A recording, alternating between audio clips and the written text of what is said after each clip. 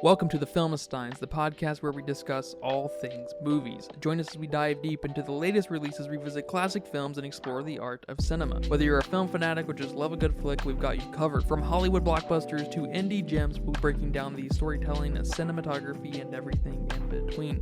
So grab some popcorn, sit back, and get ready for some cinematic magic. If you like what you hear, please consider subscribing to our Patreon at patreon.com/filmistines. We offer tiers at the $1, $5, and $20 level, where the $20 tier grants the ability to request films for future episodes. This is the Filmistines, where movies are more than just entertainment, they're an experience. All around you. And welcome back to the fastest growing podcast in the world, the Filmistines. We are the Filmistines. The two of us. The Filmistines? The two of us. If anyone knows where that is from, write in and I'll give you a good job. Praise. I'll give you praise.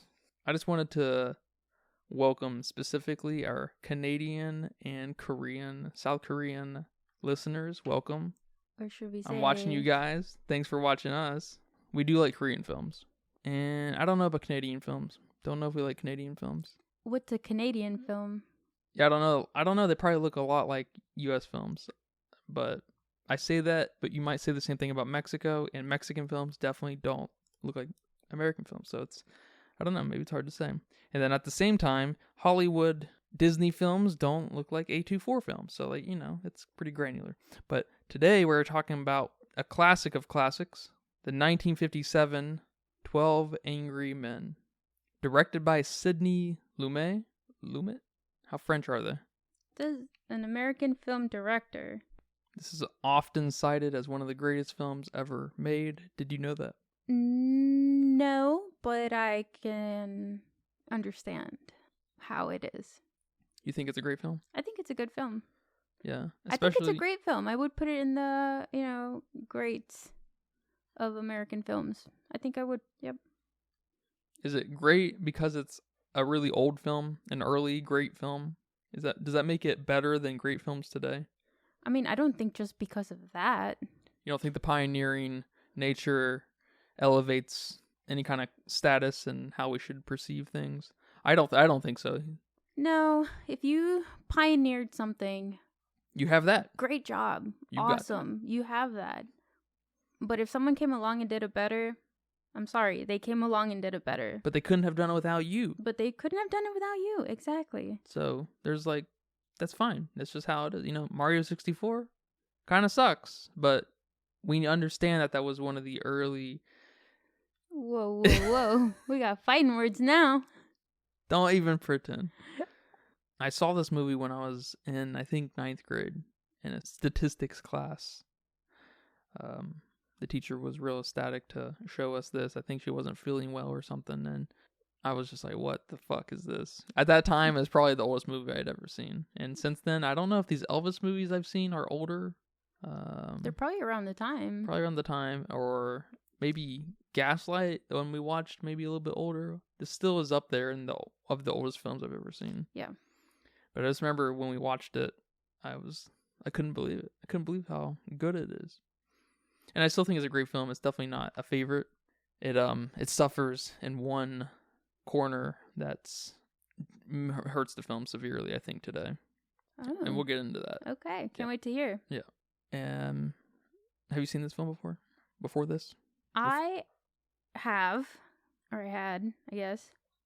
But I couldn't remember when I had seen it until we watched it. And I don't know why all of a sudden it clicked where I had seen it. So I also saw it in high school, also 9th grade. And it was in one of my elective classes. I took an elective called Law-Related Education.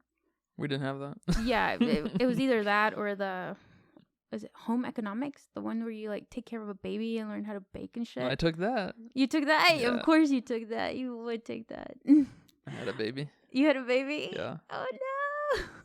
I can't remember who my partner was. We had to do it in pairs. Yeah. And I can't remember. I thought so. I can't remember who it was. I feel like I might remember it might be my buddy, but I can't put my finger on it. Well, this elective, I was super excited about it. until I found out who the teacher was. One of the lame ones. No, Oh. not lame as a person. She was the freaking sweetest teacher I had ever known in my life.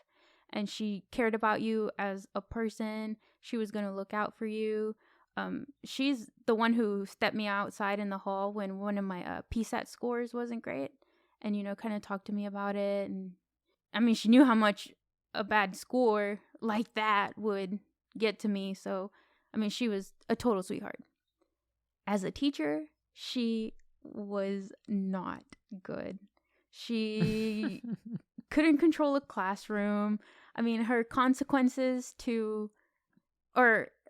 she didn't have any consequences to anything.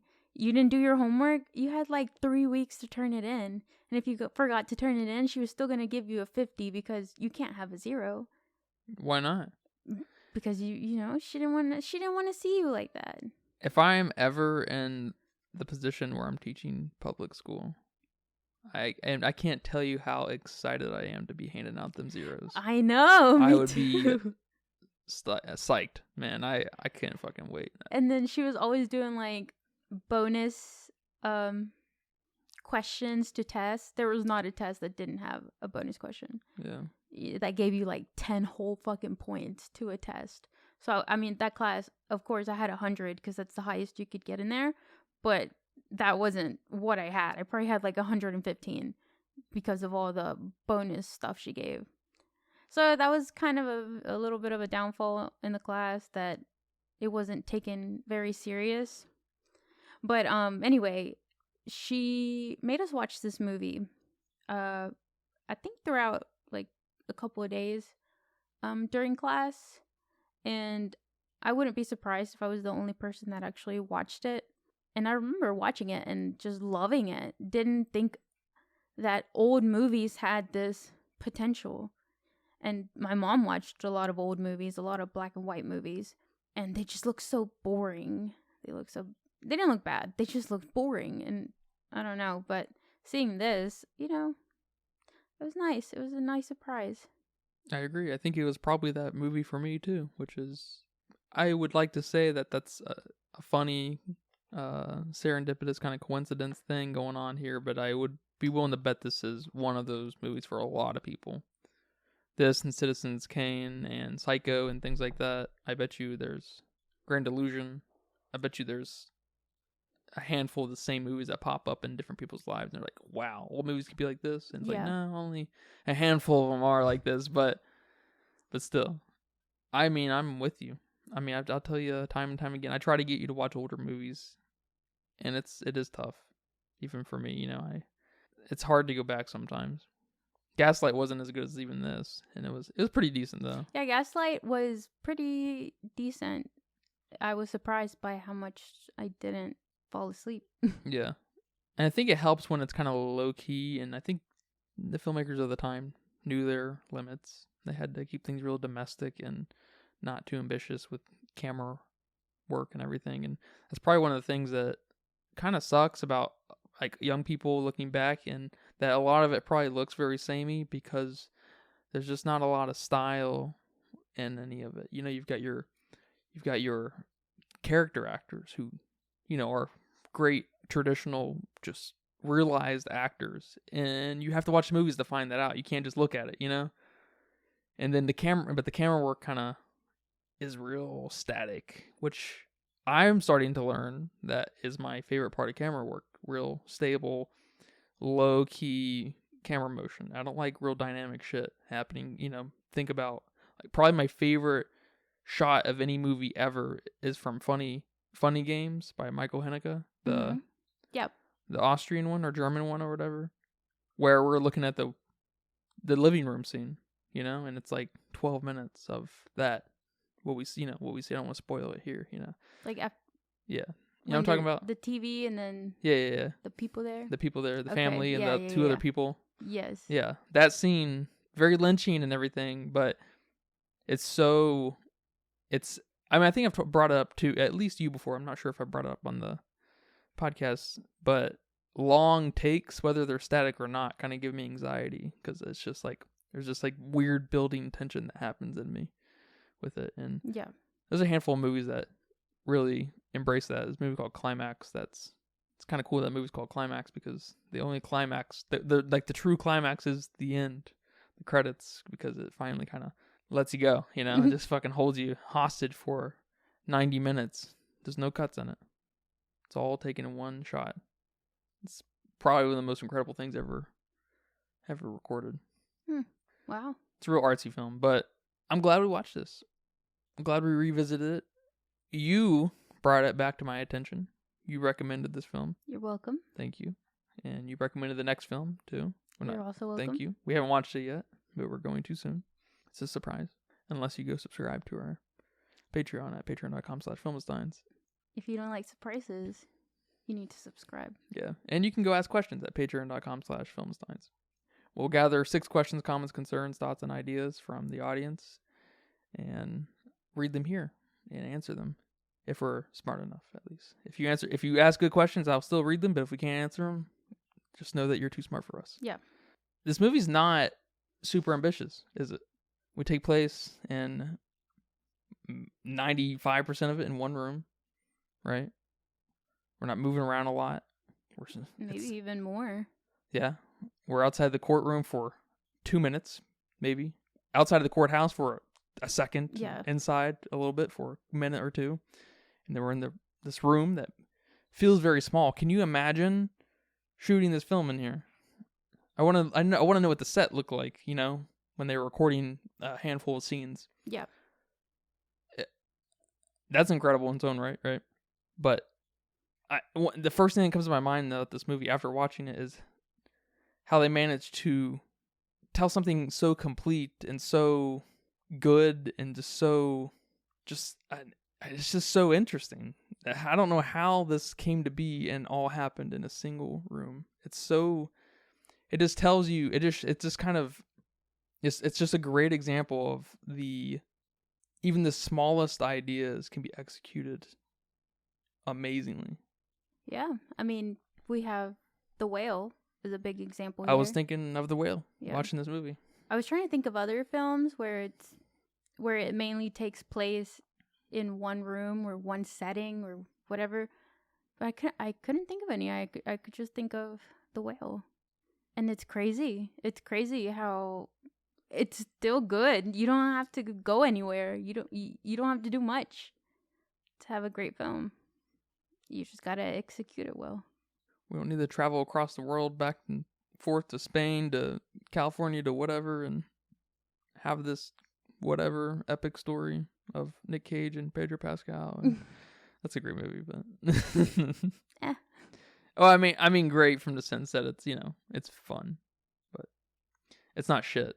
I guess that's what I mean by when it's not great, when it's great. What do you think about this movie, man? I'm very curious what you have to say about this movie.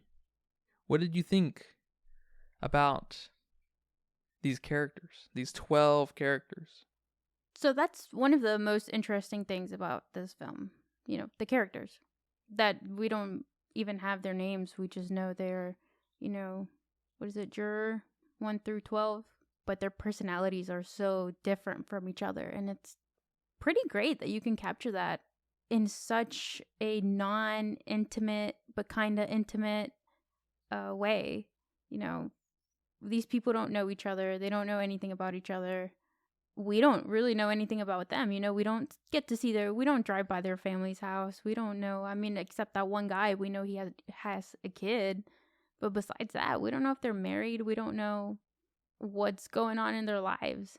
But we can still know who they are by their personalities, I guess. So that's pretty cool that you can show an audience that. It made me think about what a jury pool would look like today. I mean, you know, you have here these 12 white old men. You would think you wouldn't have much personality there, and it's in black and white. So even less personality, because do they have brown hair? Do they have dark brown hair? Do they have black hair? Who fucking knows? I mean, it's just awesome that you can have that. And a jury pool today, I feel like you'd have more of the same people. But then there's just so much variety today that you wouldn't, you're going to put a black guy in there. You're going to put, a lesbian in there. You're going to put an old white lady in there. You're going to, put a younger, whatever other ethnic person in there. So. Yeah, I think it's especially important that these are all men of some kind of vaguely Caucasian, ethnicity.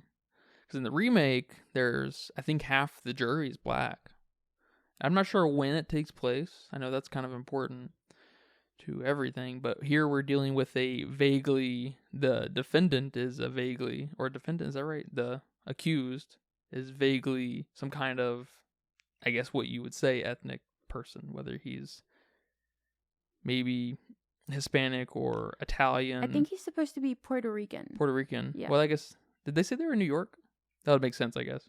So I guess if he is Puerto Rican, he's kind of vaguely ethnic too, especially your everyday working man white American in the 1950s and 40s and shit. And so I think that's pretty important that we have this kind of what you might expect a super conservative, not necessarily racist, but kind of xenocentric, maybe a little xenophobic group of folks who are, at first glance, maybe you would say, oh, they're gonna all agree, Mm-hmm. And they do, except one, so they are spot on, Yeah. Except we have this one guy who brings the major theme, which is something to move. This is that juror number 8. Is that I think who that is? Yeah. He's kind of our main guy. Henry Fonda or something like that. I think the actor's name is. Mm-hmm. He brings into question of just the whole concept of reasonable doubt, aka innocent until proven guilty. And that's something that's probably been a problem since the conception of the court system, I would imagine, right? Just based off of how people are always hysterical and jump to conclusion and have lynch mob mentalities, even to this day, if not worse than ever before. Yeah. Especially on the internet, and it's something you hear pop up throughout your life, growing up, whatever, in conversation on TV or something, reading that people are innocent until proven guilty. And it just, in practice, it never feels that way. And so I think that is us basically starting the movie off with that. We get, the introduction, that 10-minute introduction of the characters kind of mingling and everything. And that introduction into that small room is all done in one shot until, boom, right before we sit down and start talking, we get that first cut to juror number 8 looking out the window, kind of brooding over the thing, right? Yeah. It's kind of melodramatic and fun, right? Mm-hmm. And we are kind of signaled, at least in retrospect, that he's kind of our main character. He sits down, and they take a vote. They think it's gonna be quick, and he's, he says he's not guilty because he's not certain. Because I don't know why, but that's awesome. Yeah, it's such. I don't want to be, kind of trite here, but it's such a powerful message. Yeah, and it's so if obvious. Like, I don't know. Is it obvious? I don't know. It's fundamental to our Constitution and maybe other constitutions around the world and throughout time. I'm not sure. I don't know about the history of the court system, the justice system in the world, really. But it resonates so much with me because it just doesn't feel like that is anywhere to be seen. And I've never experienced, at least personally, or seen it in another movie where someone is so adamant to basically want to be convinced. That's what he's basically asking everyone to do, is to convince them. And then he evidence by evidence kind of sees holes in everything. And we're not here to take sides. We're here to see if the evidence kind of holds up, We're getting, and it's so cool. It's so cool. Yeah, this is one of those movies that, I mean, it kind of inspires you in a way, because you see that one person can make a difference. One person can change somebody else's mind, and then just this snowball of mind changing. And not in a bad way, not in a dictatorship, rule the world kind of way, just in a are you sure kind of way. Like, did you see this? Yeah. Were you there? And it forces people to say a thing that we've brought up between each other that we just know people hate saying, and I don't know. People hate saying I don't know. Oh my gosh, yes. And this guy just he claws it out of a lot of these guys, and a lot of them blow up in some way, especially juror 3? Is that juror 3? He's kind of the antagonist. Yes. He looks like a cross between Sylvester Stallone and the main guy from How I Met Your Mother. Oh my gosh, I was thinking that. Marshall from How I Met Your Mother. Yeah. I didn't think Sylvester Stallone. That guy. Yeah, I didn't think that guy. But yeah, he really does. And I was like, is that his dad? I know, right? But it kind of has this message of, question things. It's okay not to know, and take that even further and question it. And then take that even further and take some accountability, for your actions, especially with juror number 3. So I like, the messages that this film had to give. Specifically for juror number 3, being accountable for his actions at home. Yeah. Because he was projecting his hatred over young people and how he feels like he's been wronged. Yeah. I like that you said earlier that you're not supposed to pick a side. But I think a lot of people that watch this movie, I don't know, I haven't questioned a lot of people about this movie, but I assume a lot of people watching this movie would be picking sides. I guess I was going to ask you that if you at any point had picked a side since, the movie started and we're getting all these things. He murdered his dad. There were some witnesses. There was a knife. There's all these things. And you're like, oh shit, this dude murdered his dad for sure. And then, I'm guessing about like 3 main points were made. Maybe take a few small details here or there that kind of convince you. But there were 3 main points that were made. The first one was the knife. That juror number 8, our main dude, went out and bought the knife, which is completely ridiculous if this was a real world scenario. Oh, he says he found the knife. I thought he went and bought one. He found the knife in the same neighborhood. He went and bought one in the same neighborhood. He found it. Where did he find it? On the ground. Oh, I thought he said he bought one, and then someone said that's illegal. Oh, they did say that. He must have bought it in the same neighborhood. He was in the same neighborhood. Yeah, he was in the same neighborhood. Oh, okay. Which that's ridiculous. Who goes and does that? I don't even think you're allowed to do that. I don't know. I don't know laws here. But that's the first one, the knife. You can get it anywhere. It's identical to other places. And then yeah, it's not that original like they wanted you to believe it is. Yes.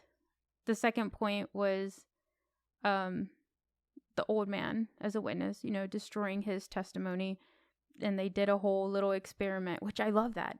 That's awesome that it's like going through a drastic way to show people something, even though it was so simple, as limping from one end of the room to the other end and timing it. But that convinced some people in the room. And then I guess the last one is the woman, the lady that was wearing glasses but was not wearing glasses but had the little marks on her nose from wearing glasses. So did you at any point think, oh, the boy did it, and then you were convinced, and then you were maybe not convinced again, guilty, not guilty? Or did you see this film like, did you just experience this film and, you started out like our main dude here? You were like, all right, doubt everything. Yeah, I definitely did not experience. I did not pick sides. It didn't pick either side. I wasn't there. I wasn't presented the case, I can't. Completely makes sense. Yeah. I can't pick sides like that. And so I'm left by default, I guess, to some degree on a reasonable doubt side, because I don't have, it's kind of, I guess I feel like that's probably the more neutral. If you don't have a meaningful perspective, you, I think, by default land on a reasonable doubt side, because you just don't know the story, so you kind of just have to live in, I mean, I guess you just live in doubt.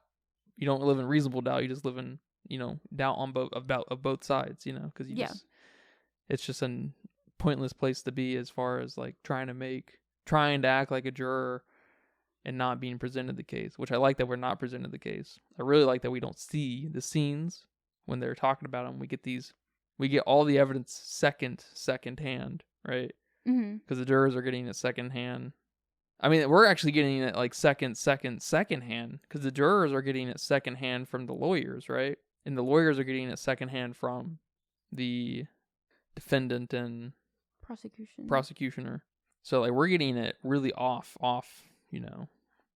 hand. And a modern movie, you could just fucking see them ruining this, and you wouldn't even know if they were ruining it unless you fucking saw this movie. I feel like that, when they talk about the old man, we would then start to see bits and drabs of the old man walking across, and then they change the story, and then we'd see the scene play out again, and but he's got slippers on so he can move faster, or some stupid shit, but we don't see any of that. They reenact it. Yeah, they reenact all of it, basically, what they can, even then up to the point of with the glasses. That's kind of the far as the reaction. That's the only reenaction they can really give in that. Can you see without your glasses? Oh, no, not really. Especially at nighttime, across, 30 feet across the way through an L train. It's like, without glasses, no, probably not going to see much, So it's like, well, you kind of have just invalidated yourself. And then, of course, the beauty of getting your 5 seconds of fame is all over this, with the lady and with the testimonies. And I don't know. It's so good. Yeah, I guess when the film started, I did pick a side, which is just even. It's more like, okay, this film was made for you. You're the type of person that went into this movie and thought, oh, this dude is guilty. I wouldn't. I'm also just the audience. I wouldn't think that way. Hopefully, yeah. I've never been in a jury. I've never been in that kind of situation. God, I hope I don't act the way I do when I'm just watching a film. Yeah. But who knows? Yeah, hopefully you are mature enough to be like, we need to talk about this. I think he's guilty, but we need to talk about this, Hopefully you would be like that, even if you thought he was guilty. Because they were ready to get out of there immediately. Yeah. And it's like, it's exactly like the guy said, like, we're going to spend 5 minutes in here to decide a human life, an 18-year-old's human life, like, young fucking life. Like, I think he deserves more than 5 minutes. I think anyone would. Yeah. Especially because the evidence is so shaky, Especially, if it was caught on camera, that's one thing, right? But we don't really have a great case. Yeah. For the defendant, he doesn't have a great case. Or both ways, because there's lack of good alibi, and lack of great evidence. It's a kind of a shitty position the jurors have been put in, because they have to hash it out. Yeah. What's the point of even the lawyers? Because they did such a shitty job. Hopefully they're not getting paid. Well, they're probably not. One of them's probably not. Yeah, I guess that's true. Yeah. But like I was saying, in the beginning of the film, I thought he was probably guilty. And then we have this big reveal with the knife. And I was like, okay, well, you know what? That's weird. But I'm not convinced. And I wasn't immediately, like, my mind didn't immediately think, oh, well, I'm not convinced, so it must be not guilty. Which I didn't really, I guess, put it in a guilty, not guilty way, maybe. I don't know. Tell me about this old man. These close-ups. We kept getting close-ups of him. The old man? Yeah. Who was sitting next to juror 8. I guess he was juror 9. Yeah. What about him? Tell me about him. He's just the old man. He's just an old man. You laughed at him though. He was funny. He's kind of spouting the obvious, right? And people were just like, well, yeah. Because he kind of, I guess he was the crux of the old man, like the old man who testified not actually seeing him. He started that. Yeah, and he started the one with the lady too. Oh, he did? Yeah. He's kind of the crux of the whole debate for the jurors. Which is funny because at the beginning, he was in the bathroom. They were waiting on him to come out. Yeah, that was funny. But Can't get this show rolling without the most important player. then... I liked it when they slowly but surely kind of started learning more about each other. Like when the juror number 8 learned about the guy who grew up in the slums, and maybe it was the guy. It was one of them learned about the guy who grew up in the slums, and they're like, "Oh shit, well, I didn't mean anything by what I've said about slum people being trash." It's like, oh, okay, it's kind of getting juicy. And then we got this guy, this coward who just wants to get out of there and is like, I'm just gonna be not guilty, on the winning side. Of course, the ball player would bandwagon on the winning team, right? And then that's when the vaguely European dude jumped on his ass about, why do you change sides? Like, you can't just change sides out of convenience of trying to get out of here sooner, right? Mm-hmm. He might have been my favorite, which I feel like is probably kind of tried to say. He's probably a lot of people's favorites, the mustache guy. Who's your favorite? I knew you were going to ask that. I'm not sure who my favorite is. I don't think I have a favorite. But maybe the character who I could relate to the most is the guy that got convinced, I guess, second to last. Not the really stubborn Sylvester Stallone dude, but the one before him. Which is funny because, throughout the film, I was kind of like, is this dude guilty or not? I don't know. I'm leaning towards guilty. Some of this shit makes sense. What about these witnesses? I mean, who makes this shit up, Kind of a very... That's kind of the important thing, right? Some of it can't make sense. All of it has to make sense. Otherwise, you were entering reasonable doubt.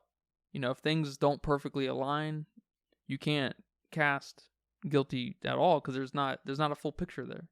Yeah. Yeah.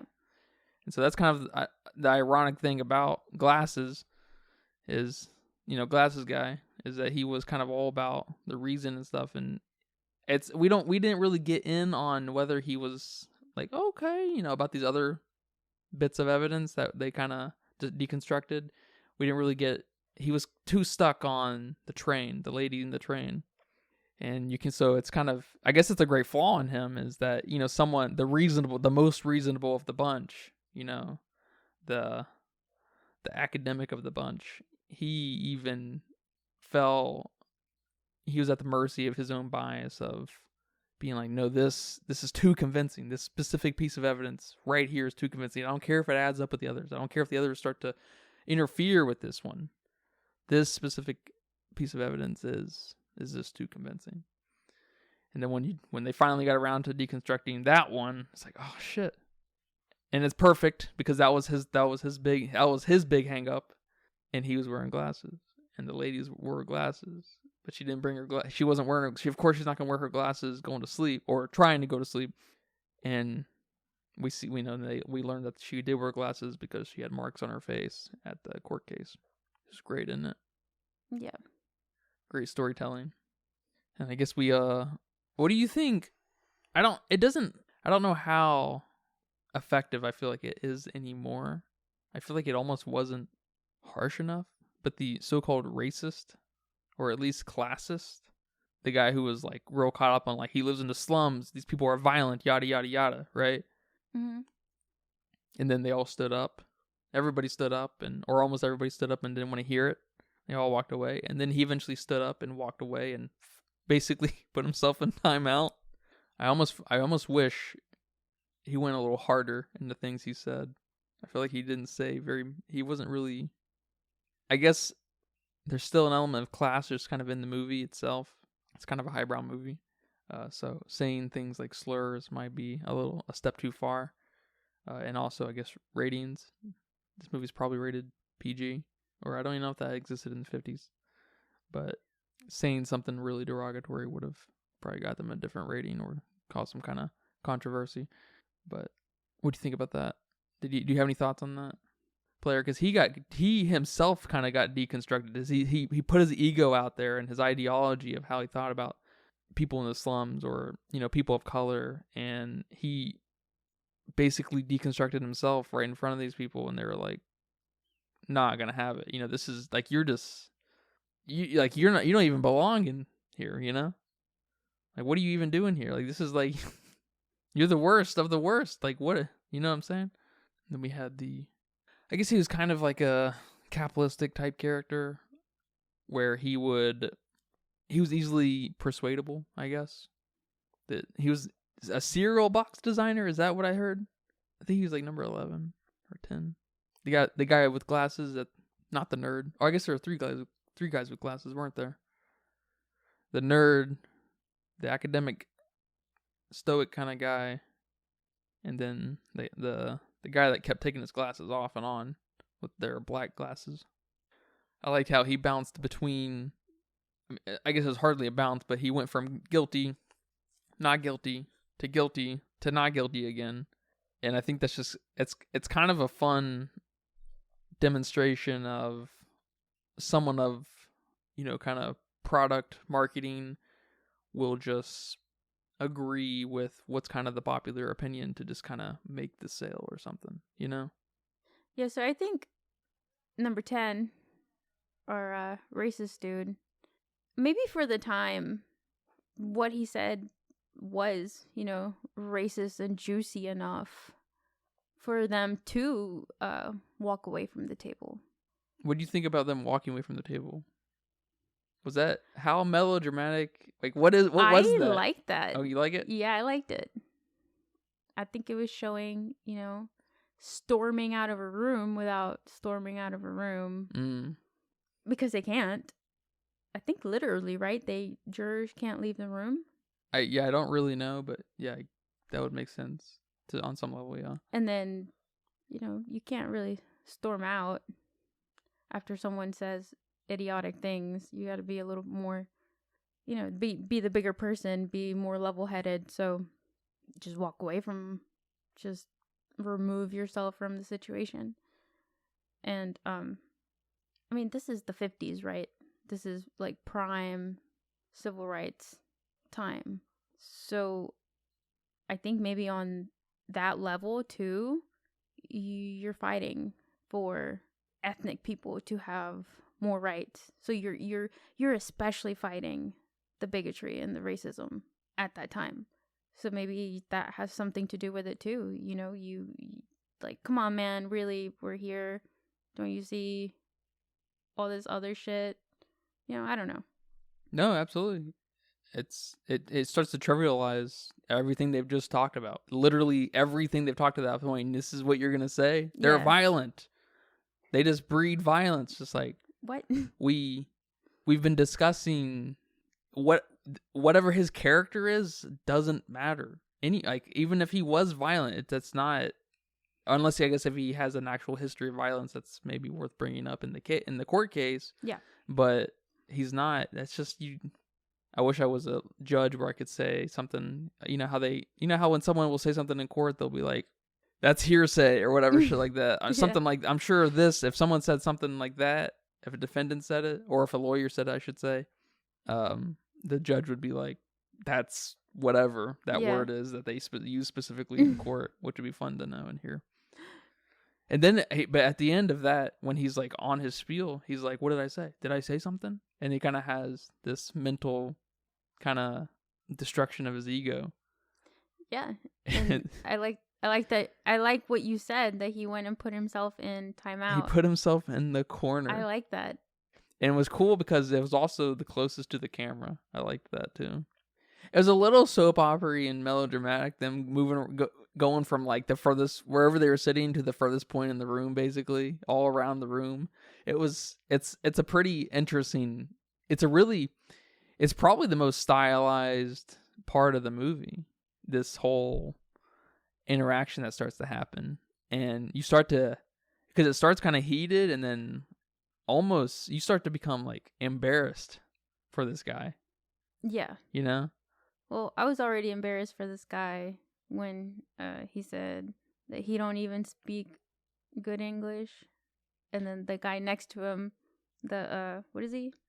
German? He's Whatever. his actor is, I think he's from Czechoslovakia, or the Czech Republic, I guess, at the time. And yeah, he's like vaguely European in the movie. Yeah. And some he's of them. like, he doesn't even speak good English. Yeah. And the guy just looked at him like, shut the fuck up. I like that. I like that little interaction there. It's always so funny when that happens, you know, in real life. Yeah, especially Europeans who learn English as a second language. They know English better than any American. Like, it's like that. Yeah. It's like, I don't know what you're trying to say with, you know, whether someone knows English or not is a sign of them being, you know, being allowed in the United States. Like, what the fuck? And then another guy says something at some other point in the movie. I think it was a sports guy. He's like, you know, they come over here and they start telling us how to run the show.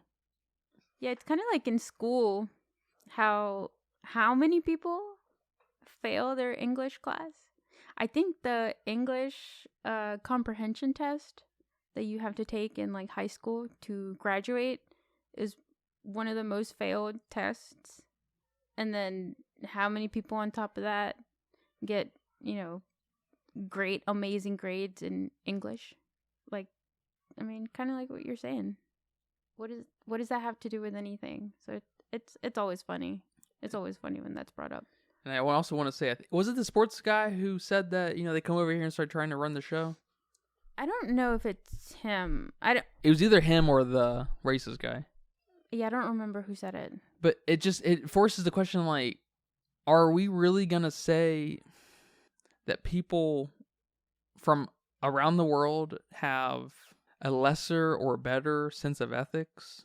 You know, this is like, we're not talking about anything here that has to do with you. We're talking about just the ethical nature of how we're dealing with this human life here. Like, we need to find everything we can to prove this guy's innocence. Like, what is yeah, what? Like, there, and there's still people like that today. Yeah, that think that way. And it's so silly, especially with the internet. Come on. There's probably not based off of any kind of cesspool breeding type situation, not where ideas are proliferating, but because there's more people in the world than there were in the 1950s, there's probably more people than, like, just literal mass of people than there were then that are racist and radicals. Not that radicals are bad, I guess, but bad radicals, whatever the bad radicals are. Not all radicals are bad, but yeah, I mean, that would make sense. What are you gonna say about the guy with the glasses? I remember I said something about he's kind of was this capitalistic representation of commercialism and marketing at the time, and he just kind of swung the most, and he was just, not that he was trying to appeal, not that he was just trying to. Oh yeah, so that guy was super indecisive. And that's a good point of view that he comes from, in advertising kind of background, marketing kind of background. Is that what they are? Are they just good at just kind of lying for both sides, I guess? Whatever you need to hear for you to, you know, buy it or agree or Whatever fits move the forward. agenda, yeah. Yeah, whatever fits the agenda. That's an interesting point. I think it's cool that, and it's so slick, because there's none of these characters are overt characters. You know, these feel very real. None of these people are. I mean, the most dramatic character is the guy, like, you know, the guy who's constantly number 8, who's like, but can it happen? You know, is it possible? You know, it's like, hey, okay, did we know? We love the fire that you're starting and everything. I don't know, can it? Yeah, that's a pretty dramatic character, I think, because that's just, no one says shit like that. Unfortunately, funny. You know, he should be someone who we look at as a fucking hero, you Yeah. know?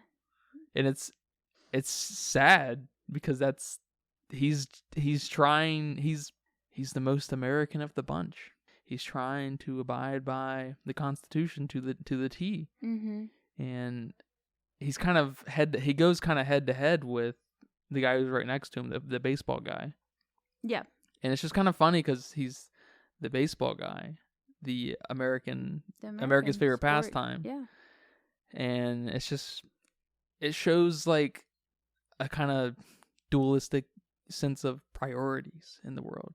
Not that our main character is this patriot who you know, reads the Constitution while he's going to sleep, you know? Mm-hmm. He probably doesn't, because no one does. But we do have this guy who probably does go to sleep watching baseball games. You know, it's something that is looked at as very American, and he's you know, like everyone else, challenged with a fundamental of the fundamentals of the American Constitution.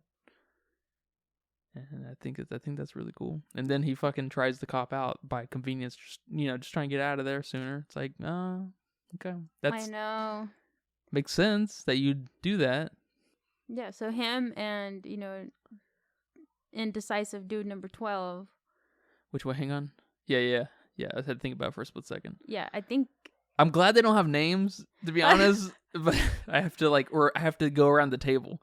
Yeah. Which is maybe genius design, because you spend so much time in there. You don't spend that much. It's an hour and a half movie. It's quick. It's a quick movie, which is awesome in its own right. But you know the table. Yeah. You know the table. It's awesome. What are you gonna say? That they're probably the most relatable. Not relatable. They are related, I guess, maybe personality wise, or maybe decision making wise, I guess. Yeah. You know, one's indecisive, whether it's, whether he really cares or not. Who fucking knows? I mean, he's just this guy who's trying to just meet the agenda, like you said. And then here's our other guy who's like, okay, let me just agree with whatever gets us out of here. Or maybe I should say that by, like, he's trying to appeal to the loudest voice in the room, kind of thing. Well, I guess that is meeting the agenda. So, yeah, I guess that's a better way of phrasing it. Whatever's going to get the most buys, the most money, the most like, sales. Oh, did I say that? I meant this. And then, you read the room, you're like, yeah, okay, yeah, that's what I wanted. Which the baseball guy is a salesman. And he's a magician. He's a magician? Is he for real? Mm-hmm. I didn't hear him say that. Or he's like at least an illusionist. Yeah, he did some tricks. Oh, I didn't see the tricks. How did I not see the tricks? I don't remember the tricks. I love magic. I think when the main character was leaving the bathroom, he was doing a trick with two other guys, and we were still following the main character, and so we just, you're probably focusing on him. Definitely. And it happened just like that. Okay. Well, I like that you say that they're kind of two sides of the same coin, because they also are two sides of the same coin of being the most American characters. Like at first glance, we got sports guy, baseball guy, and marketing guy, capitalist guy, and they're the most indecisive. And they don't want to be there more than anyone else, That's funny. It's funny stuff. Clever, funny And they're stuff. across the table, which I like too. Yeah. Camera has to be boom, boom, boom, boom. Camera has to go back and forth between them. Good stuff. Yeah. I like that this film is kind of making each of the characters face their weaknesses. We have, even our advertising guy, he has to kind of face his advertising weakness, face his kind of people-pleasing weakness. Our racist dude, he faced his weakness. He went and sat down and thought about it. He's the most, dramatic one that had to isolate himself to think about what he just fucking said. And then, we brought up previously our analytical dude. I don't remember. Number 3? No, that's the bad guy. Number 4. Number 4. Yeah. I don't remember how you phrased it, but he had to face that just because you're like holding on to this one potential truth, potential fact, whatever, you're dismissing all these other facts. But you as a, what did you say? Yeah, because it would become. I don't know how I'd feel. I was thinking about it. I don't know how I would feel if I think he was a broker. Yes. So he's mathy or whatever, number oriented, right? Logic, whatever. Right. Would his character have been better if he was some kind of scientist? Yes. In that, because being a scientist is the most important thing about being a scientist is to basically deconstruct your biases. Yes. And to get pure raw data that you can look through, just as analytical as possible. No human input. Minimum. Want to mitigate that as much as possible. Depending on the field, I guess it. Yeah, I think he would have been a better scientist, which I think it's why I feel like I relate to him, because I feel like he would be someone in that field, in a scientific thinking kind of mind. And those people, you have to think about every scenario. You have to think about all your controls. Which would have been great, wouldn't it? If he was a scientist, because he would have then, him being hung up on one fact, we broke up these other pieces of evidence. We have this one piece of evidence that he just can't let go. That's his weakness. That's his weakness. Like, but you're a scientist, you just have this. It would have been perfect, because I'm not gonna lie. When I think of broker, I think of Jordan Belfort. I don't know who that is. Wolf of Wall Street. Oh. You know what I mean? I'm thinking wild men, I'm thinking people who are going to do anything to make some money to have some fun. Yeah, I guess I didn't even think of him as a stockbroker. I just thought of him as the smart dude, the like school smart guy, I guess. Yeah. The logic guy of the group. Yeah. When I think broker, I don't think logic. Yeah, I don't either. I didn't think about him. I didn't think about his profession, honestly. Yeah. I just thought about his personality. Yeah. His personality didn't fit what a modern broker seems to be like. Yeah. Were the brokers back then the scientists? Or were they the serious ones? I don't know. I don't know. Were scientists? Wait, what was the scientist personality back then? I mean, Albert Einstein, we know his look. Look at him. Was the scientist look a wild look? You got to look. They were probably thought of as crazy. A lot of them probably were, yeah. They're like, this guy, no. And the guys who dealt with money were the sophisticated guys. Yeah. Because I didn't. If they were trying to go for sophistication, I wasn't getting that out of the stockbroker, the broker. I was getting more academic, and I wouldn't say sophisticated academics are the same.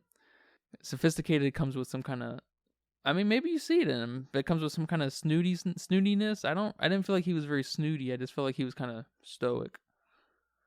What about you? I guess I saw a little bit of snootiness when the old man was trying to get his point across. And then, he's like, do you wear glasses to bed? He's like, no, I don't wear glasses to bed. Like, come on, get on with it. But that's just me. Yeah. You don't want to be rude to the old man. Yeah, but he was also being targeted at that moment, too. That's also true. And then we see the sweat, which is, oh yeah, I'm sure is legendary. I don't know. Hilarious. That's probably endlessly fucking talked about. But we see this, I guess it's great that he's bald, or mostly bald. And we see this one little sweat bead of sweat starting to come down on his head. And he's like, and early in the movie, he's like, I don't sweat. That's me. I don't sweat. Yeah, that's you. In those moments, you don't sweat. That's good stuff. It's good stuff. And then, I mean, not to mention the, biggest learning from your weakness moment with dude number 3. I like his arc. He's kind of the major antagonist here. Because he's the representation of the lynch mob leader, off with their heads. Let's kill the witches,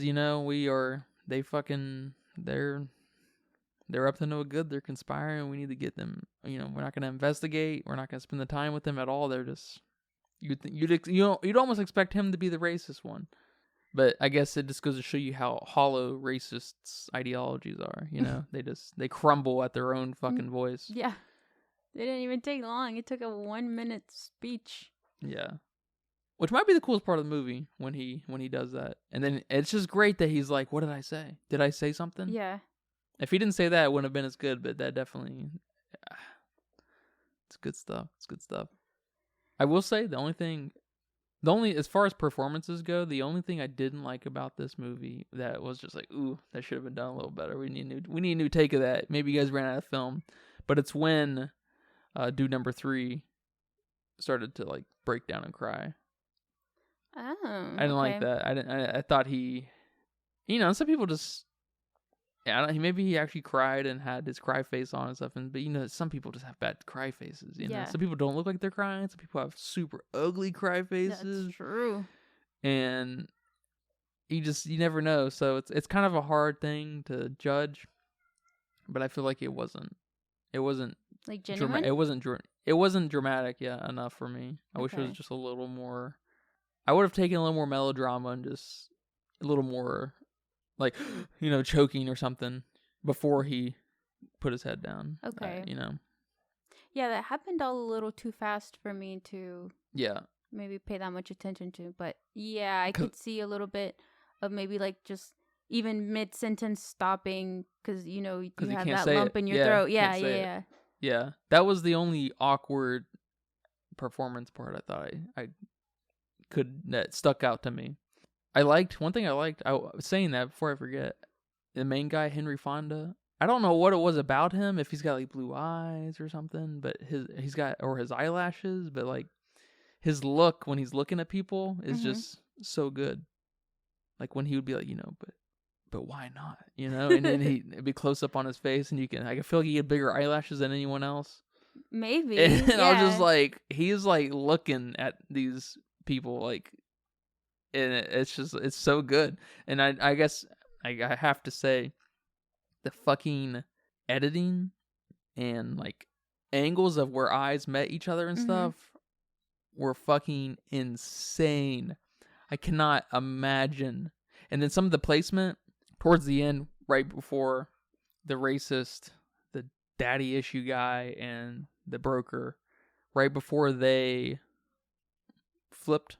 I guess it was right after the racist went into the corner. We get that shot of the racist, the daddy issue guy, and the broker all on a line with each other. And then, it's just a great shot because they are the last guys to be convinced. We get the vote, and then we see the racist.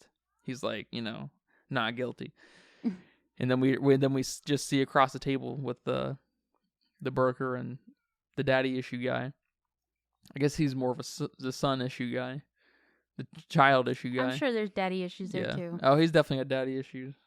It's just good stuff. And then we see a bunch of like 2-person, 3-person shots with them looking across from each other and over the table and everything. It's just awesome. Getting that eyesight, that line of sight, sight of line. What the fuck is the word? Is it line of sight? Line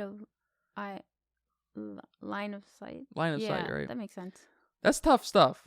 I don't know if you notice it that often. That's something. I think I only notice it when it's super stretched or super awkward. Yeah, sometimes it's really bad. You know who does it the worst?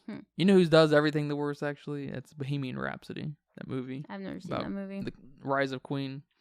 It's only hard if you make it hard on yourself. This is a very hard example because they're all sitting around the table. They're sitting, they're standing up and down, moving around the table and everything. You have to get that line of sight. Positioning is so important in this. There's not another movie. You're never going to see another movie. Neither of us probably will see a movie with this many people in a room for this long, moving this much. So your line of sight is essential, right? Yeah. And they not only got crazy line of sight shots, but they got them in like, they got these crazy like compositions of people. This, like my favorite one was, I think it was the broker, the guy who grew up in the slums, and the baseball guy. It was a shot of them three looking, I think, at the daddy issue guy. It was just them looking at him, and he was just talking. And it was just a great shot of everyone, of all three of them. Boom, boom, boom, like kind of staggered because they're sitting there, down the table. That's awesome stuff. Yeah, I don't know if I paid a lot of attention to that, but it wasn't weird or awkward. I can tell you that. Yeah, that's good. It's one of those. I think it's. I'm only looking because I felt like I was sitting there, honestly, that's good. That's good. like across the room, waiting to see what the fuck he had to say. I don't want to say I noticed this, but I did read that the first third of the movie started out with the camera looking down on everybody, Mhm. and then the second third was eye level with everybody, and then the last third was looking up at everybody to give some sense of, mood, to set some kind of mood in hopes of having some kind of, because I guess the rule of thought is on camera looking down and up is you're kind of looking down on your characters, you're dominating them, right? You know more about the situation than them, and then looking up is they're dominating you. Yeah. And then eye level is you're being there, you're with them. Yeah, Yeah. you're with them, you're sitting at the table with them. Yeah. And I'm not gonna say I noticed that, but I'm not gonna say I even felt it properly. But it's one of those things though that if you notice it, you probably just love the movie more. But if you don't notice it, and then you look back on, if you rewatch it and think about it, and you're like, holy shit, is this one of the reasons I feel this way? Holy shit, this makes you love it even more. But it's kind of that's crazy shit. That's crazy shit. I didn't notice it. I will say not that good. I didn't notice it to that degree, but I do want to say I noticed in the beginning, but I thought I was just supposed to feel like I'm standing up with them. I'm also like around the room with them, higher. And then when everyone sat down and I'm still up, honestly, I thought I was supposed to be the guy that was, dude number one. I thought I was supposed to be him because he was the jury foreman, I guess, the ref, so to speak. Yeah, but then we kind of went into our main dude, and then once you saw him look like that, you're like, okay, that's our main guy. Yeah. And then he gave the not guilty verdict, and so I don't know, I guess that's what I thought I was supposed to feel. And then at the end, everyone was leaving, so I don't know how far back in the end, but I no longer felt like I was sitting. Yeah. I guess I noticed it in that sense, but yeah, didn't think too much of it. Yeah. Or however you felt is the valid way. However you thought about that. I like that you kind of pulled something different out of that though. But back to our number 3 dude, our daddy issue dude.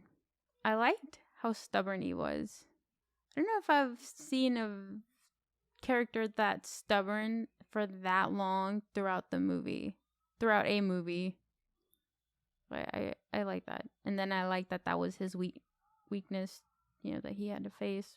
Quit being so fucking stubborn. Even when you asked him, like, well, convince us. Tell us why.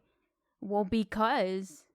Yeah. Because I said so. Because you're thinking the other way. So I have to be stubborn about it. I have to say the opposite of what you're saying. It's like you're getting so mad. You're not even listening to reason. Yeah, and stop projecting your problems onto this kid's problems. Yeah. And I think my favorite scene was when they had that confrontation, our main guy versus daddy issues guy. And I don't know what initiated that confrontation, but then our main guy called him a sadist.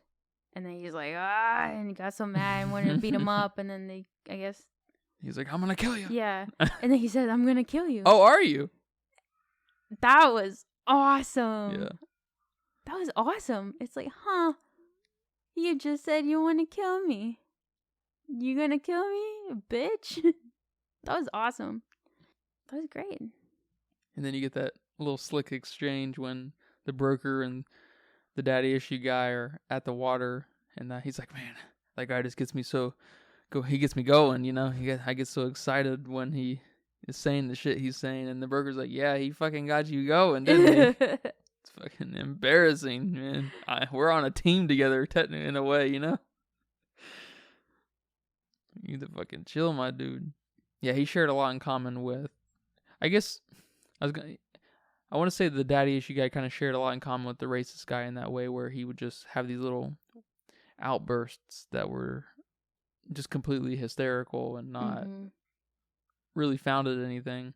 And I don't know if you know about the McCarthy stuff in the 50s, but I think that's probably one reason this movie was made, was to demonstrate mass hysteria and just not thinking about what's presented fully, I think this movie does itself some justice by not involving anything to do with any kind of ideologies, because it makes it timeless.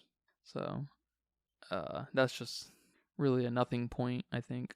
But That's interesting. You say that it makes it timeless when some of these traits from some of these characters, just kind of seem to have gotten worse. That's sort of true. Or timeless in the wrong way. Yeah, or not. I guess not timeless in the wrong way. Or racism, classism, whatever you want to call it here, has gotten so much worse. And then stubbornness in people. Stubbornness, without a doubt, has gotten worse. Has gotten way worse. And I mean, even, our people who are going to people please or are going to take whatever side is needed to, get the money, to get the fame, the whatever. Like, I guess we learned absolutely nothing in the past 70 years. I don't know. Can't do quick math like that. Yeah, it'll be 70 years and 4 more years. Oh, shit. 57. Okay. So maybe you can explain this to me, which I don't know if I fully understand the reason for all the sweating. Why was everyone sweating? I mean, I understand it was supposed to be like the hottest day of the year, which, okay, did it just happen to be the hottest day of the year when they were filming and it's back then? Like, I don't know. Or did they just do that for that one guy that didn't sweat so we could have a dramatic one sweat running down his face? Like, I don't know. Do you think there was more to it? Yeah, there's an age-old kind of point people like to bring up, and studies have been made. There was a famous study, I think, in the 80s demonstrating that crime and violence is increased when you have abnormally hot days, when it's, on abnormal times. Yeah. The most famous movie that does this is Do the Right Thing. Yeah. Which is a great movie. And we see that echoed here. I guess this is an earlier echo in the cave of echoes. And it works on multiple levels. And that, ladies and gentlemen, is good storytelling, good filmmaking, when you have a detail like that can work on at least 2 or more levels. And we see it happen here on at least 2 levels. Like you just said, with the kind of hysteria, or I guess like we just said about the hysteria and outlashing and violence, not verbal violence, I should say, not violence. And then also, in a great character way, the guy sweating, right? I mean, it was making me uncomfortable how sweaty everyone was. Yeah, and it helps. You saying that made me think of a third right away, that the claustrophobia, I said that really... Did I say that really Italian? I feel like I did. I feel like you almost said it with a lisp. Claustrophobia. Go ahead, go on. Sylvester Stallone. He has a lisp? I think I don't know if I've ever seen him in a movie. I don't know. I have no idea. Yeah, I'm not sure if you have or not. I get him mixed up with Al Pacino. I'm just saying. Cappuccinos. The claustrophobia and the heat, great pairing to have in this, in this heated, no pun intended, kind of argument. I bet you could think for another 2 minutes and find another one. He's in a lot of B tier shit, to be honest. His most famous movie is probably Rocky. He's Rocky. Yeah, I know that. That's really all you need to know. He's in The Expandables. I'm not even gonna attempt to say that. You like that answer with the heat? Yeah, that's good. That's a good answer, and it makes sense. Yeah, I guess. I mean, we have that too. It's hot here. When it gets hot, it gets fucking hot, and people get irritated. It's hot here down in the south. Down in the south. Especially, what, August? Is August our hottest month? Yeah, July, August. Yeah. They're both shit. So we're experiencing it now. And people get flustered. People get frustrated. Dogs die in the heat. That's true. Down here in the south. Down here in the south. Give me your best southern Mississippi impression. I don't know if I get on this, but shit, I don't know. I just want to go like full hillbilly. Oh, you want to go that kind of south? I'm like, okay, no. Down here in the okay. Yeah, I'm thinking 6th generation, 7th generation old black man living in his cabin. That's what you're thinking. That's what you're channeling? Yeah, that's what I'm channeling. Okay. Not the off the grid cannibal motherfuckers. Yeah, I'm thinking like overalls and straw in their mouth. Yeah, shotgun, the double barrel shotgun with the straw hat too. Yeah. They'll eat your ass. I should channel like a Southern Belle kind of. Yeah, you could do that. Yeah. Something like in Georgia kind of. Yeah. And tell everybody bless their heart. So this movie suffers from something greatly, I think. I brought it up in the beginning that there's something about this movie that stands out to me like a sore thumb. Is that the saying? Yeah. That's a weird saying, now that I just said that. I'm going to say it stands out to me like a pair of black eyes. Did I say black guys or black eyes? Which one? Jesus. Like funny. A pair of black eyes. Eyes. Like someone's got black eyes. Black guys. That's my country coming out. Okay. It's the score. The score in this movie sucks. The score is a major product of the 1950s and before, and a little bit after, for sure. It's so unremarkable for such a remarkably performed and shot film that it compromises the film. You think it compromises the film? I think it hurts the film severely. Wow. We need I'm actually a little surprised. I didn't see it, but I'm a little surprised I'm surprised there's not a recolorization of this film, because this is such an iconic film. I don't know if that's a common thing to do either. Is there a recolorization or a colorized version of Citizen Kane? I'm not sure, but and I know it's like in one of these films. I'm not sure if they do that kind of shit. They did that with Wizard of Oz. Wizard of Oz is like 20 years older than this. I thought they did that with everything, honestly. Yeah, it's a lot of work because I remember seeing like commercials maybe when I was younger about, is it Shirley Temple? Yeah, and Shirley then they'd Temple's be like, one of them. now in color, Yeah, they did. I remember those. Yeah. So I was like, oh, they're making everything now in color. Cool. Yeah, there's also World War II in color. Ah, okay. They colorized all the footage and shit that they had. It's super neat, and it's cool. The coloring technique is cool. Yeah, I don't know if I agree with you there about the score completely.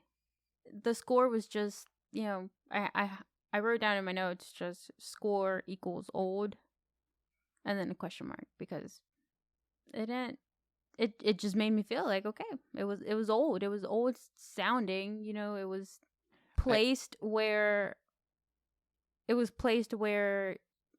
older movies would place music at, and sounds or whatever, and it just didn't stand out in any way. But I don't think it compromised the movie. I just think it was, you're able to ignore it, really. Yeah, I was not able to ignore it because I guess, and it's mostly unfair to really say, because obviously the technology to score films like today was just not there, obviously, right? I'm not sure about this film, but a lot of films you didn't record any audio on set.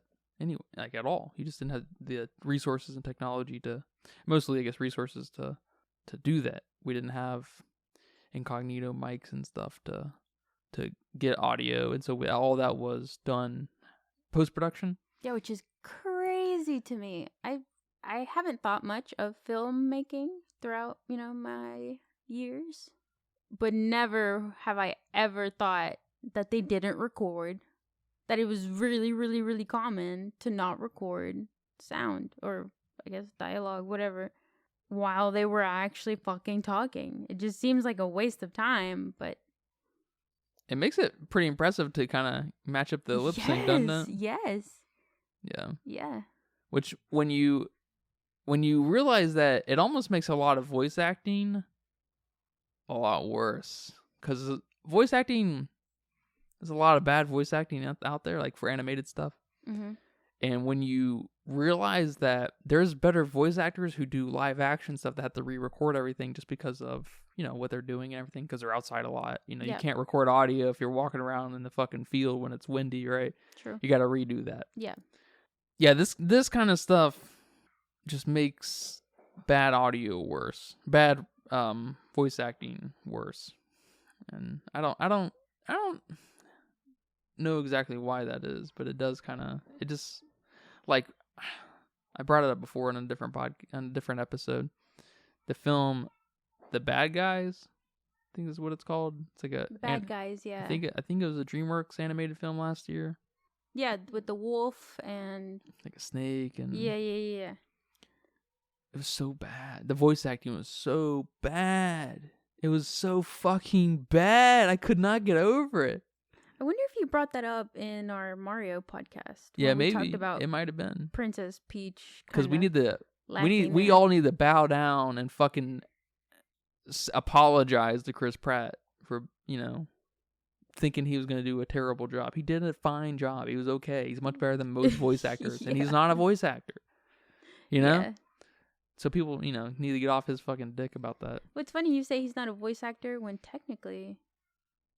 Yeah, I guess he is now. Are they all voice actors if they're going back and re-recording? Depending on... I mean, it's a good point. It's a good point. It's kind of like trying to say, is a heavily CG film an animated film? Sort of. Like, so these are guys, a lot of these guys do pickups. That's what they call them. I think it's what they call them. Yeah. Okay. What are they picking up? Food? You know what pickups is? Pickups are when you need to get more lines out of people that they didn't record before. They call these... What do they call it? I can't remember. There's a different word for it, actually. Okay. That's going to bother me. I'll find it later. I'll bring it up in different podcasts. So I know you brought this up a lot earlier in the podcast or in the episode about the our boy, our accused, our Puerto Rican little boy. We get one tiny shot of him in the beginning where he looks, so sad and miserable, and kind of has real close up. Yeah, real close up, like puppy dog eyes. How did you feel about this scene? And do you think that this would have been a stronger or weaker movie if they didn't have this? Or do you think he was kind of necessary for us to kind of feel bad for him? I think it was necessary for them to show us, because it helps set the stage of this is a human being. To feel bad, no, I'm not feeling bad. I'm not feeling bad about the situation. I'm feeling bad about his dad, because a life was lost. Yeah. I feel bad for all life lost, human life at least. I don't care too much about the chickens. I'm gonna eat them motherfuckers up. No, I'm sorry. Come on, we gotta care about the chickens. Can you replace that with insects? Mosquitoes. Replace that with mosquitoes, please. If I could exterminate the mosquitoes, I would do everything I can in my power to help do that. That's fine. I fucking hate mosquitoes. Okay, I take it. But I like eating chicken. I mean, I do too. Especially their little wings. Oh no! Okay, all right. Back to the scene with the boy. I think it was totally essential we saw him because it helps set the stage to, get into one of the major themes of this movie is how do we deal with what are the consequences of someone who've done something, and like especially with in a situation where it's okay for not okay necessarily, but it's part of the procedure that this person could lose their life in return for what they did. And we, as the audience, need to at some point be reminded that this is a human life, and that is done a couple times through our main character and I think the old guy. Yes. But it helps give us a face. So there is some sense of, it does kind of, it does force, it does manipulate you just a hair. And at the very split, for a split second. Maybe this is the negotiation that had to happen in the beginning, though, because we did need a face. We needed the stage of life that is beyond fucking trial, right? But we couldn't see it long enough to be manipulated, because if we saw him multiple times, if we saw his life and stuff, that would have been some manipulative shit that could happen in a different movie, but it can't happen here. We're jurors. We're participating with jurors. We don't know this kid's life. We shouldn't see anything about what happened in the past. That's why if we saw any of the evidence play out, I'm trying to think of a movie that's like, or something like where flashbacks play. I can't think of any off the top of my head. Like in a court case, like Emily Rose. Yeah. Oh, yeah. Perfect example. Like we didn't see anything play out like we saw in Emily Rose, right? Yeah. Because we were in Emily Rose, we were heavily focusing on the priest, so that was the only way for them to really get his perspective across to us was through through what we saw, we saw what he saw, right? Or so what he thought he saw, Yes. And that's an important part of the whole situation, right? And it can hurt a film, it can help a film. It's, case by case basis, but it would have severely killed this film if we saw any of that, I think. This movie wouldn't have been remembered for nothing if we saw 1 ounce of that shit, because this movie knows its place. It knows the role of its characters, and it puts us there, and it keeps us there. And in fact, it goes so hard on that fact that we don't even see the verdict, like the true verdict. We don't see what happens to the kids afterward. I think I said kids. We don't see what happens to the kid afterwards. We don't see what actually happened. And in modern movie, you could very easily see, the audience gets a little bit on, they get to go on the inside a little bit, and we get to see what happens, and they're like, oh shit, the jurors were all wrong, he did kill him in cold blood, but we didn't, because that's not the point of the movie. I don't know if we've seen a movie with so much vision and direction and intention. Yeah, I think that was very well said, especially the end there, that we didn't see any of the aftermath of their decision or their verdict, which is what made me think of this question, because at first I thought, I don't think that was necessary. I don't think we needed to see the kid, and it brought the question of why did we, and I kind of approached it from a feel sorry for him kind of point of view. And I'm sure the director would hate to hear that. Just because he looks so sad. He did look so sad. Like, but he couldn't not look sad either. He couldn't not look sad. Yeah. If he was laughing or grinning, oh my God, you monster. Exactly. Or, maybe if we would have seen like a silhouette, I wouldn't have felt this. But it would have felt too sadness. objective, it would have felt too calculated. Yeah. It wouldn't have felt like this is not an experiment. This is not, your math homework. This is not the fucking stock market, Just watching this kind of, just this, we're not interpreting any kind of data. Yeah. We're dealing with a human being. life. Yeah. And we were told at the very beginning, if this person is guilty, they're definitely, being put to death. Get the chair. Yep. And Get in so the it's chair. not, yeah, someone else said that too Yeah. in the movie. Yeah. I guess in the 50s I would expect as much too. Yeah, I really like what you had to say. I appreciate that viewpoint because I was thinking about it.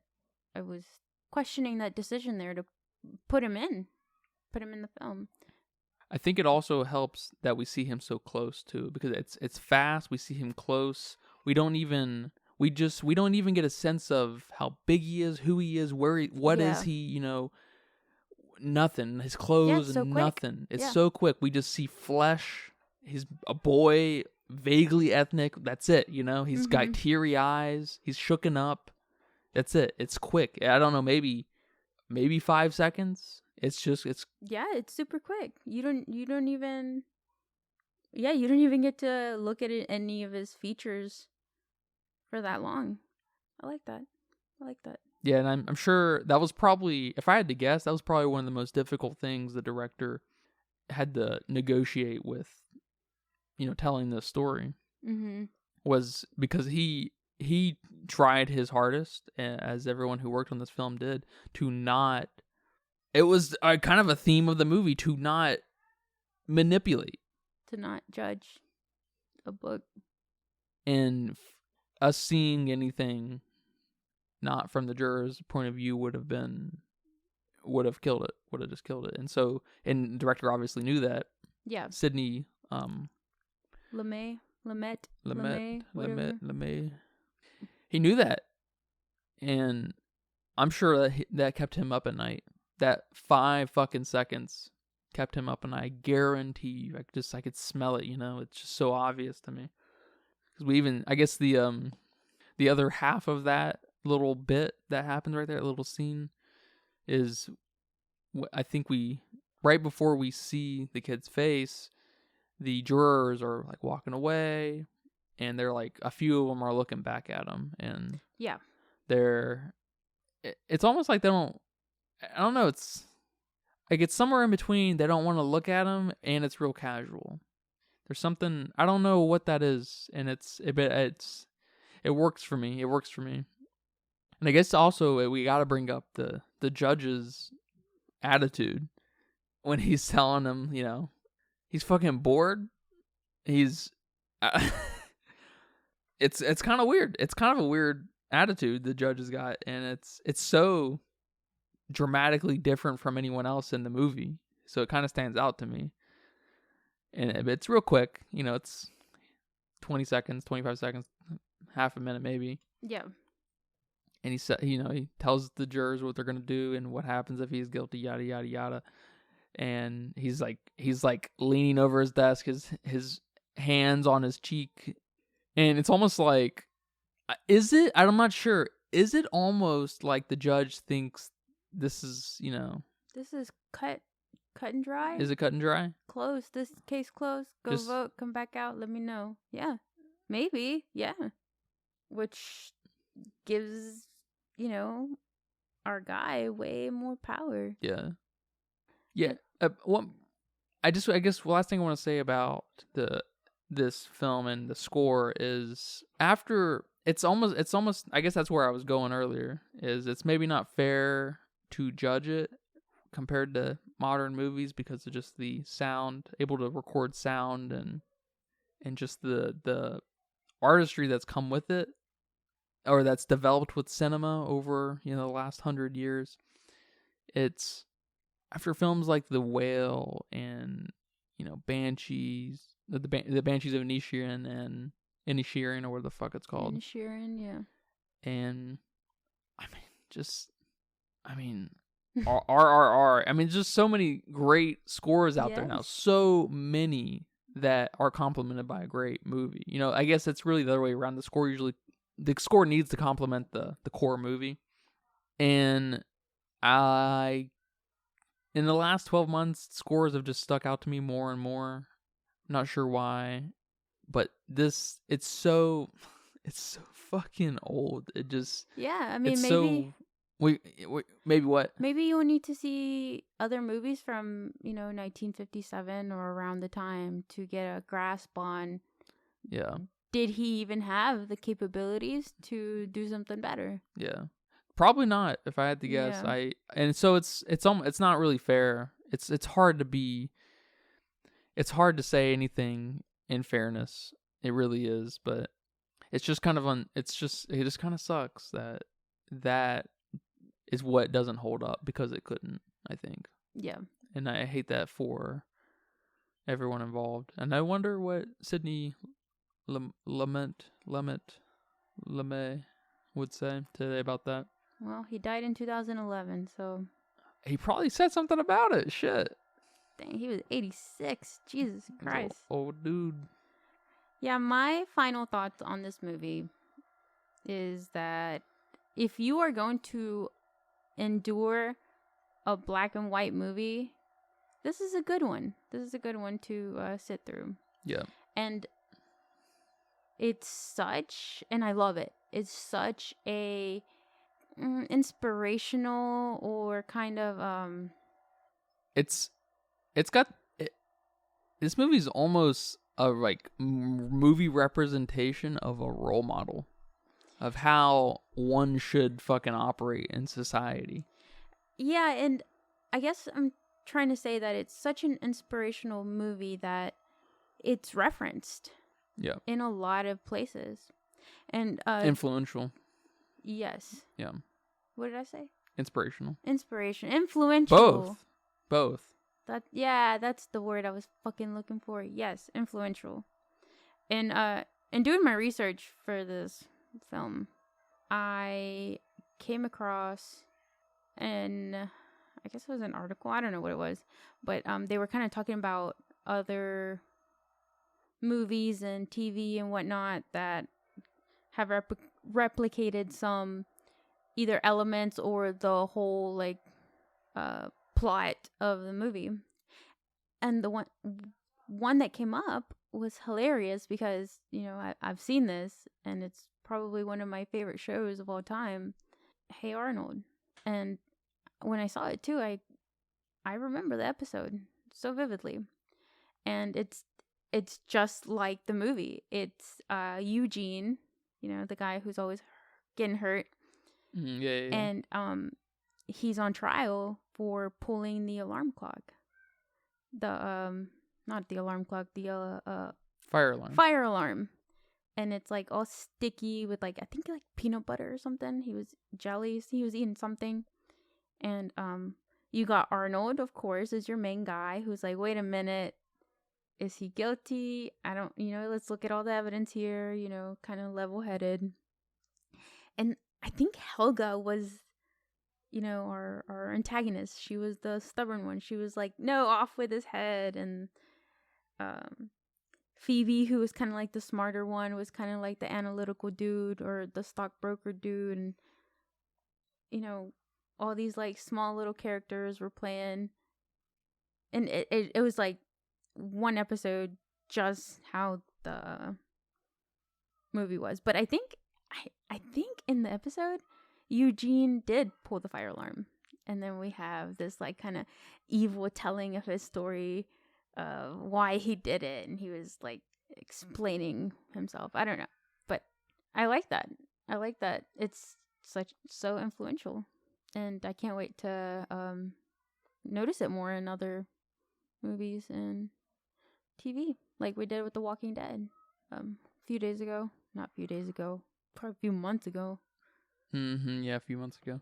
Yeah, it's referenced literally by recreation and symbolic, and symbolically and metaphorically, of course. And yeah, but also I would imagine through character and how you write characters and how you just write a film and how you write a plot in films. I would imagine in every single how to write a cinema book, this is a heavily referenced, brought up movie in that book. Because, I mean, just watch the fucking movie, man. Yeah, rightfully so. Well, thank you for watching this movie. Thank you for letting me pick something for once. You're welcome. Didn't you pick the last one? Oh, yeah, I did. The last one, Netflix kind of picked it for us. Sort of, yeah. Just saying. Yeah, well, yeah, thank you for watching this with me. I believe this is a Criterion Collection film, so we're going to eventually do every single Criterion Collection film movie. There's over 1,000 of them, so stay tuned for the next one. Great. Stay tuned for at least 1,000 more episodes. Oh, and a lot of those are old movies. Oh.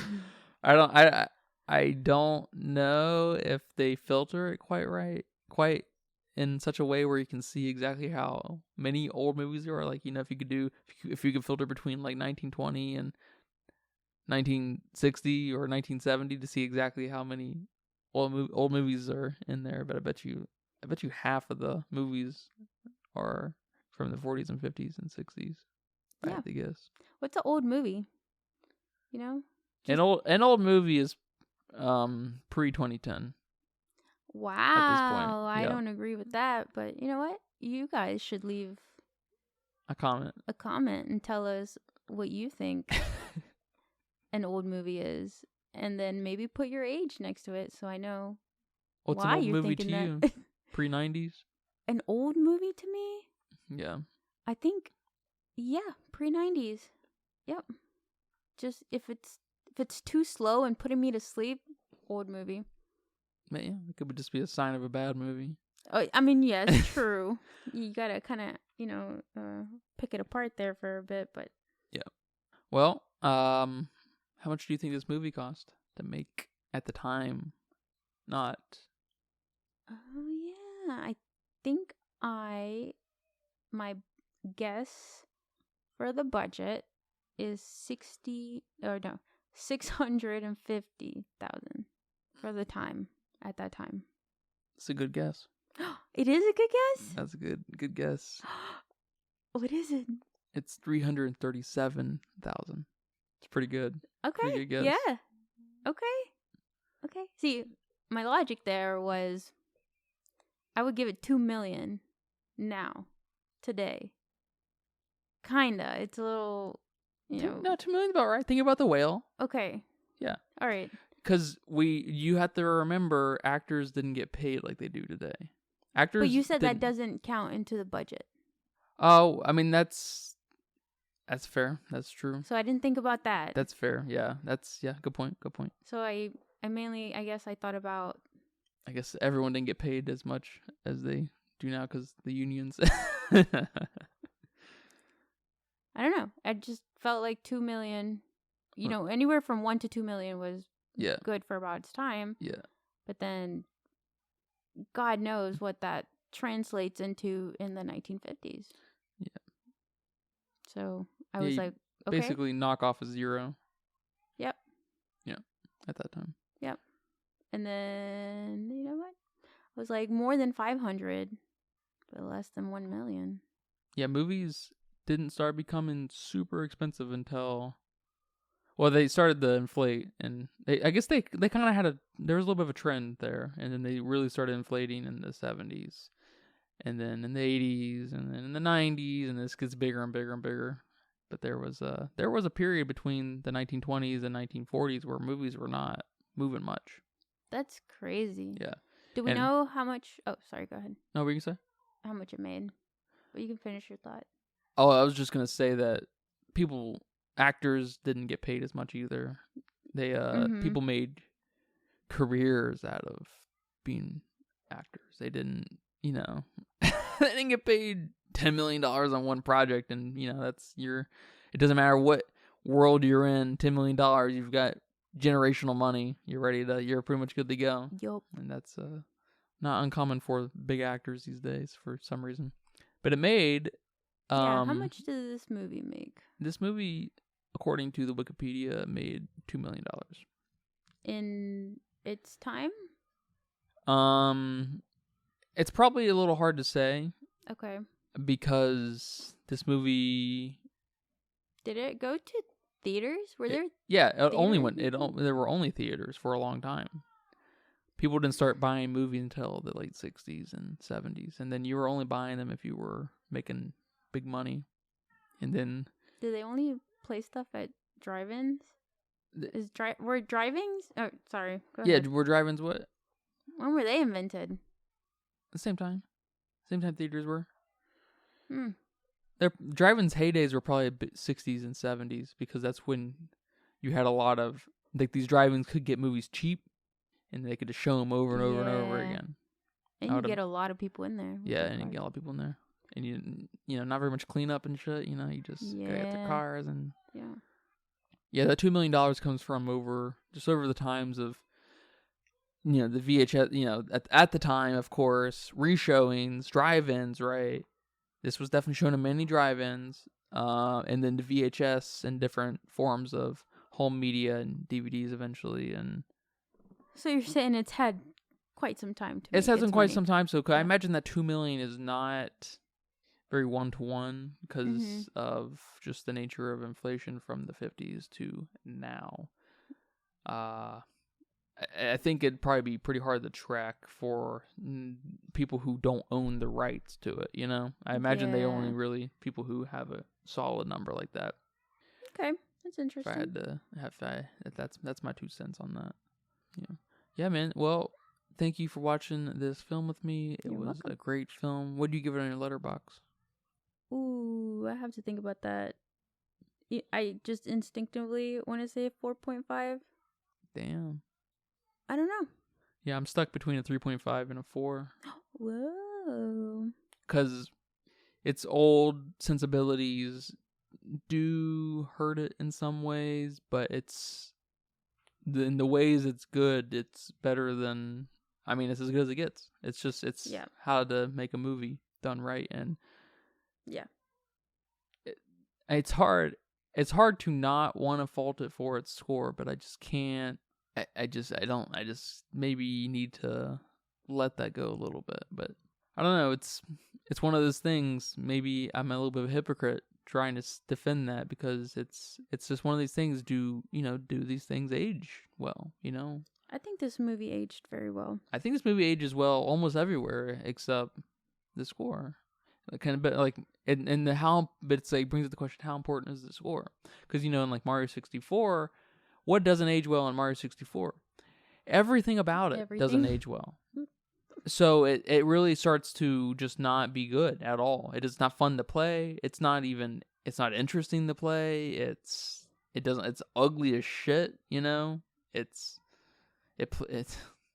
you have to play on the N64 controller, which is shit. Yeah. So it's just kind of a funny negotiation that has to go on in my head. But I like it more now after talking about it. Oh, I do. Good. You made me think of some things that I didn't think about before, and it only helps elevate the film. The parallels and the dualistic kind of things that are happening here, and the deconstructions of thought and whatnot. It's good stuff, and it's hard to not just gush over the film, but there's just like this little thing that's just not. Mm-hmm. Not good. Like it's so not good it hurts the film. But yeah, I don't know what that thing is. I don't quite feel it as strong as you do, but there's just something there that doesn't make me want to give it a 5. But yeah, because it's a great film. Yeah. Well, thank you for listening to this very fun episode of the Philistines. Did you have fun? I had fun. Good. It's good to hear. Can't do this without you. That's right. Take care, you guys. Bye-bye. Bye-bye, guys.